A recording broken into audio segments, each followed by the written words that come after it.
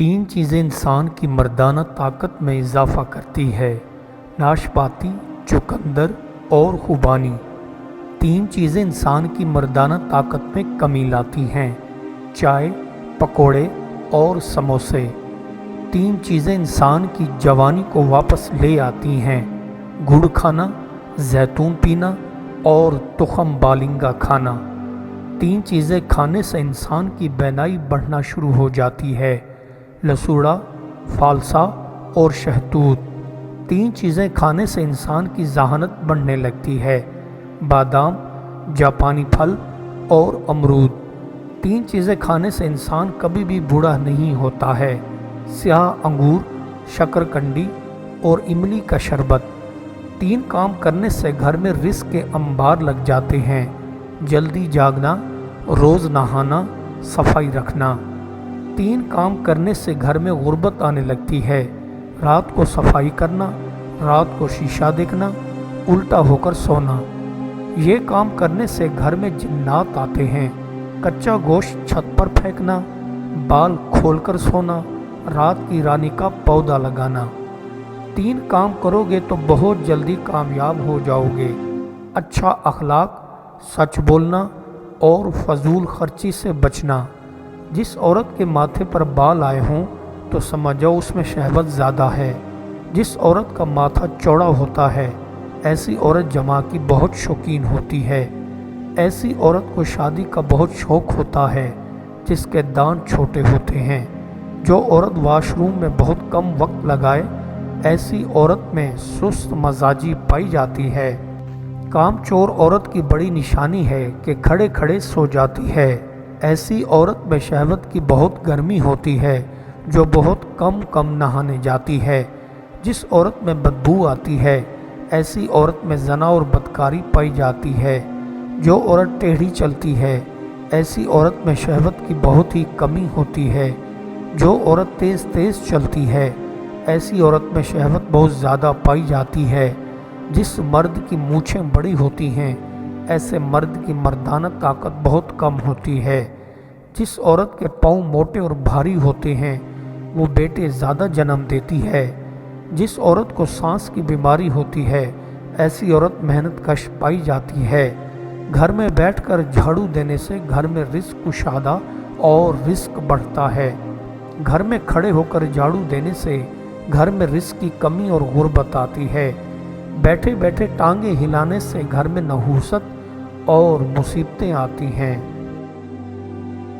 جسمانی امراض کی نسبت روحانی امراض زیادہ خطرناک ہوتے ہیں۔ فنا تمہاری آخری منزل نہیں ہے، تم خاک ہو اور آخری انجام بھی خاک ہونا ہے۔ دنیا فانی ہے اور کفار سے جہاد کرنے میں بڑا ثواب ہے۔ دشمن نہ کبھی آپ کی موت کو اگر وہ دور رہے نزدیک کر سکتا ہے اور نہ قریب کو بعید بنا سکتا ہے۔ آدمی کی قدر اس کے دو چھوٹے اعضاء یعنی دل اور زبان سے ہوتی ہے۔ اگر بات کرے تو زبان کے زور سے اور اگر میدان جنگ میں آئے تو بہادری سے۔ میں نہیں سمجھتا کہ جہنم سے بھاگنے والا بے خوف ہو کر لمبی تان کر سو جائے گا۔ خبردار، جس کو حق فائدہ نہیں دیتا اسے باطل نقصان دیتا ہے۔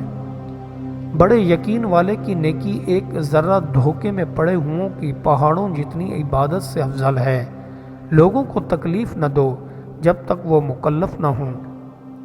فرائض ہم سے یہ مطالبہ کرتے ہیں کہ ہم انہیں پوری ذمہ داری کے ساتھ نبھائیں۔ محبت ہمیں انہیں خوبصورتی کے ساتھ انجام دینے کے لیے طاقت مہیا کرتی ہے۔ اگر صرف سچائی پر مبنی اور کارآمد باتوں کو ہی کتابوں میں محفوظ کیا جاتا تو ہمارے عظیم الشان کتب خانے سکڑ اور سمٹ کر بہت چھوٹے ہو جاتے ہیں۔ آزمائش یہ ہے کہ بندہ بوقت ابتلا حق تعالیٰ سے روگردانی اپنا شیوا بنائے۔ غرور اور ظاہری حسن دشمن انسانی ہے، باطنی حسن قرب الہی کا ایک ذریعہ ہے۔ احسان کے معنی یہ ہے کہ کسی شخص کے عمل اور نیت کے برعکس آپ کا عمل ہو، یعنی جو آپ کی طرف بری نیت کے ساتھ آیا تھا وہ آپ کی طرف سے اچھا عمل لے کر جائے۔ خیر یہ نہیں کہ تیرے مال و اولاد کثرت سے ہوں بلکہ خیر یہ ہے کہ تیرا علم بڑا ہو، عمل زیادہ ہو اور اللہ کی عبادت میں لوگوں سے مقابلہ کرے۔ ہمدردی میں راز حیات پوشیدہ ہے۔ یہ وہ صفت ہے جو بدی کو نابود کرنے اور نیکی کو فروغ دینے میں سب سے زیادہ کارگر ہے۔ اس کے سامنے نفرت اور دشمنی کے قدم جم نہیں پاتے۔ یہاں دنیا میں ٹھہرنے کے بجائے نکلنے کی خواہش پیدا ہو جائے تو سکون مل جائے گا۔ جب تک آپ کو اپنی عاقبت کا یقین نہ ہو، کسی کی عاقبت کو غلط نہ کہنا۔ جذبات یا دکھاوا آپ کے مذہب میں کوئی کردار ادا نہیں کرتا، کیونکہ مذہب تقریبات کا نظام نہیں ہے، بلکہ یہ ایک ایسا نظام ہے جس پر آپ کو عمل کرنے کی ضرورت ہے۔ انسان اکثر ان چیزوں کو پسند کرتا ہے جو اس کے لیے نقصان دہ ہیں، اور اکثر ان چیزوں کو ناپسند کرتا ہے جو اس کے لیے اچھے اور مفید ہیں۔ نیکی کا آغاز مشکل ہوتا ہے لیکن اس کا انجام آئندہ ہے، لیکن بدی کی ابتدا لذیذ اور انجام بہت تلخ ہوتا ہے۔ جب دولت بولتی ہے تو سچائی اپنا منہ چھپا لیتی ہے۔ جس کے پاس مرتبہ تھا اس کے پاس علم نہیں تھا، جس کے پاس علم تھا اس کے پاس مرتبہ نہیں تھا۔ محبوب جس پر آشکار نہیں ہوگا اسے محبت نہیں ہوگی۔ دنیا کے جھمیلوں سے دور رہنا چاہتے ہو تو آخرت کے کاموں کی رغبت کرو۔ اصل ہمدردی وہی ہوتا ہے جو مصیبت و پریشانی میں ساتھ نہیں چھوڑتا۔ دنیا کو محض سرائے جانو اور جس قدر ممکن ہو سکے زاد آخرت اکٹھا کر لو۔ جس نے زندگی بھر لقمہ حلال کھایا، اللہ تعالیٰ نے اسے اولاد صالحہ سے نوازا۔ جس کی آنکھیں اللہ کے دیدار سے محروم ہوں وہ سب سے بڑا بد نصیب بندہ ہے۔ اللہ کو پیار سے یاد کرو، جسم و جان میں لطافت میں کافی حد تک اضافہ ہو جائے گا۔ انسان کے جو ہر میدان میں کھلتے ہیں اور دشمن کے مقابلے میں جا کر ہی معلوم ہوتا ہے کہ بہادری و شجاعت کیا چیز ہے اور دل کی مضبوطی کس شے کا نام ہے۔ اچھی سوچیں ایک خوشگوار زندگی کا باعث بنتی ہیں۔ اگر آپ کا دل بنی انسان کے لیے ہمدردی سے لبریز ہے تو آپ کا تمام تر عمل ہمدردانہ ہوگا۔ جلوہ غور کرنے والے کا نام ہے، دیکھنے والے کا نام ہے اور محسوس کرنے والے کا نام ہے۔ طالب کو صادق ہونا چاہیے، اور اگر وہ صادق ہو گیا تو طلب تو ویسے ہی پوری ہو جائے گی۔ یہ نسبت مصیبت کے خوشحالی زیادہ سخت امتحان کا وقت ہے، خصوصاً جب کہ دفتن خوشحالی ہو جائے۔ اس صورت میں بہت احتیاط کی ضرورت ہے۔ جو صرف دنیا کے لیے کام کرتا ہے اور کوشش کرتا ہے وہ ہمیشہ ناکامی کا منہ دیکھتا ہے۔ آخرت کے لیے کام کر تاکہ تجھے کامیابی نصیب ہو۔ اللہ تعالیٰ کسی دور کی شے کا نام نہیں ہے بلکہ قریب کے احساس کا نام ہے، اس لیے آپ اپنا قریب کا احساس ٹھیک کریں۔ گناہ نہ کر سکنے پر تیرا غمگین ہونا گناہ کے کر لینے کے گناہ سے بڑا گناہ ہے۔ کوئی قوم ایسی نہیں ہے جس میں خیانت پیدا ہو اور معروب نہ ہو جائے۔ جب یہ محسوس ہو کہ کوئی اس طرح دیکھ رہا تھا جیسے اس کا دل آنکھوں میں اتر آیا ہو، تو سمجھو کہ اندر کی آنکھ کھل گئی ہے اور دل میں آنکھ بن گئی ہے۔ جتنے ننگے بھوکے اور فاقہ کش تم دنیا میں دیکھ رہے ہو، یہ سب وہی لوگ ہیں جنہوں نے بچپن میں اپنے وقت کو فضول کاموں میں ضائع کر دیا تھا۔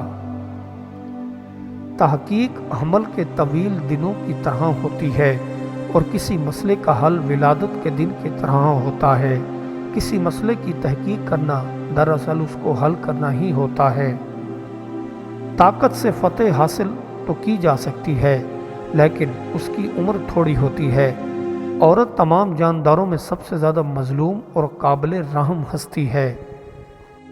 یہ وظیفہ پڑھ کر جس عورت کو دیکھ کر مسکرا دو گے وہی عورت تم پر عاشق ہو جائے گی۔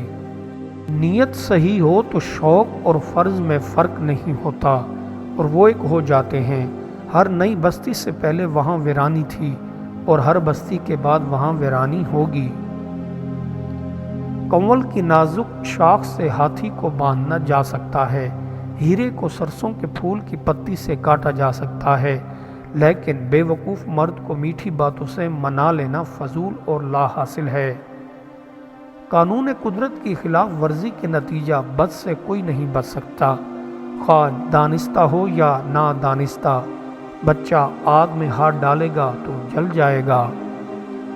خدائے رازق ہر پرندے کو خوراک دیتا ہے لیکن ان کے گھونسلے میں نہیں ڈالتا، مطلب ہر پرندے کو بھی خوراک کے لیے اڑ کر ادھر ادھر خوراک کو تلاش کرنا ہوتا ہے۔ اللہ تعالیٰ نے مسلمانوں کے سربراہوں کو امر کیا ہے کہ وہ لوگوں کے پاسبان بنیں۔ انصاف کی بات یہی ہے کہ تم مسلمانوں کے لیے معاملات خوب غور کرو۔ حکماں کی مجلس اور ہم نشینی دلوں کی حیاتی اور جانوں کی شفا کا موجب ہے، اور جو بندہ توجہ میں تاخیر کرتا ہے اس سے بہت بڑا خطرہ درپیش ہے۔ اس دنیا میں ایسے بہت سے لوگ ہیں جن کا کوئی مقصد ہی نہیں کہ کیا کرنا ہے اور کیا نہیں۔ اگر کوشش کرتے بھی ہیں تو ان کو یہ نہیں پتہ ہوتا کہ کس چیز کے لیے کوشش کر رہے ہیں۔